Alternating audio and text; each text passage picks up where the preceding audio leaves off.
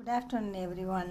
ஒன்றும் இல்லை, நான் அந்த நம்ம ரேவதி கிச்சனுக்கு உங்களை நான் இன்வைட் பண்ணுறேன். நான் இன்றைக்கி மார்னிங் ஒரு 1 லிட்டர் மில்க் வாங்கினேன். அந்த மில்க்கு வந்து ஃபுல்லாக என்னாச்சுன்னா அப்படியே நுர வராமல் அது பொங்கவே இல்லை. நான் பார்த்தேன், உடனே அதை என்ன பண்ணலாம் அப்படின்ட்டு யோசனை பண்ணேன்.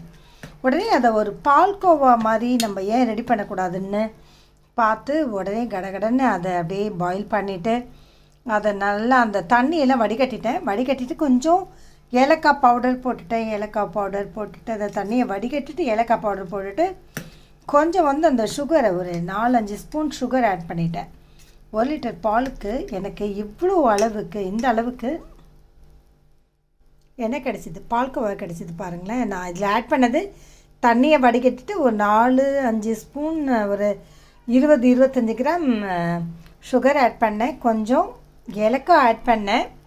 ஏலக்காய் ஆட் பண்ணிவிட்டு அதை நல்லா வந்து தண்ணியே இல்லாத அளவுக்கு அதை நல்லா ஒரு பாயில் பண்ணி அப்படியே சுருட்டி எடுத்துட்டு அப்படியே அழகான ஒரு பால்கோவா ரெடி பண்ணிட்டேன் பாருங்களேன். அந்த டேஸ்ட் பார்க்கும்போது ரொம்ப ரொம்ப சந்தோஷமாக இருக்குது, ரொம்ப நல்லா இருக்குது. டேஸ்ட் அவ்வளோ நல்லா வந்திருக்குது. ஒன்றும் இல்லை, இந்த பாலுடைய விலை வந்து 65 ருபீஸு. பட் இந்த பால்கோவாவை என்ன விலைக்கு விற்கிறாங்க தெரியுங்களா? 100 120 ரூபாய்க்கு விலை விற்கிறாங்க. இந்த வெயிட் எவ்வளோ இருக்கும் அப்படின்னு சொன்னால் குறைஞ்சது ஒரு 200 கிராமாவது இருக்கும். பாருங்கள், நான் இவ்வளோ பெரிய ஒரு கண்டெய்னர் ஃபுல்லாக நான் ஃபில் பண்ணிட்டேன். ஒரு 200 கிராம்ஸ் லெவலுக்கு எனக்கு பால்கோவா கிடச்சிது. ரொம்ப நல்லா இருக்குது இந்த டேஸ்ட்டு. நீங்களும் ட்ரை பண்ணி பாருங்கள்.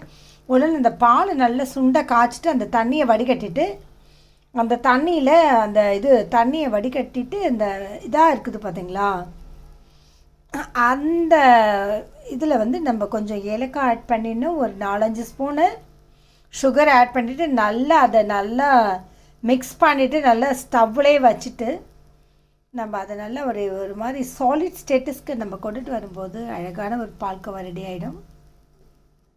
சரிங்களா? நான் இன்றைக்கி ட்ரை பண்ணேன், நீங்களும் ட்ரை பண்ணி